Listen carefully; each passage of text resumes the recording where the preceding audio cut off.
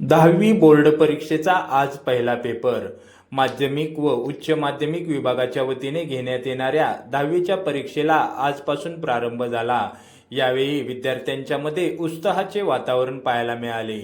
विद्यार्थ्यांचे शैक्षणिक भवितव्य ठरवणारी पहिलीच मोठी परीक्षा असल्याने काही विद्यार्थ्यांच्या मध्ये तणावाचे वातावरण देखील पाहायला मिळाले.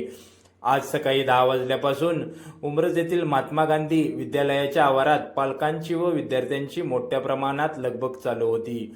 यावेळी शिक्षकांनी परीक्षेला बसणाऱ्या सर्व विद्यार्थ्यांना परीक्षेविषयी योग्य ते सूचना देऊन मार्गदर्शन केले आणि विद्यार्थ्यांचे स्वागत करून त्यांना परीक्षेत शुभेच्छा देखील दिल्या.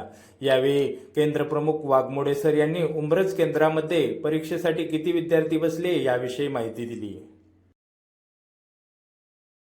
मी वाघमोडे ब्रह्मदेव अप्पाजी 10वी केंद्र क्रमांक 0506 महात्मा गांधी विद्यालय उमरजचा मी केंद्र संचालक म्हणून काम करीत आहे.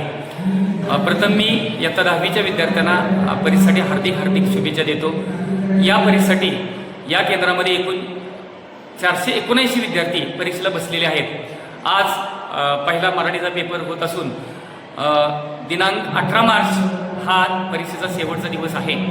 परीक्षेची बैठक व्यवस्था पूर्ण झालेली आहे आणि ही परीक्षा या परीक्षा कालावधी अतिशय चांगल्या प्रकारे पार पाडण्यासाठी मी प्रयत्न करणार आहे. धन्यवाद.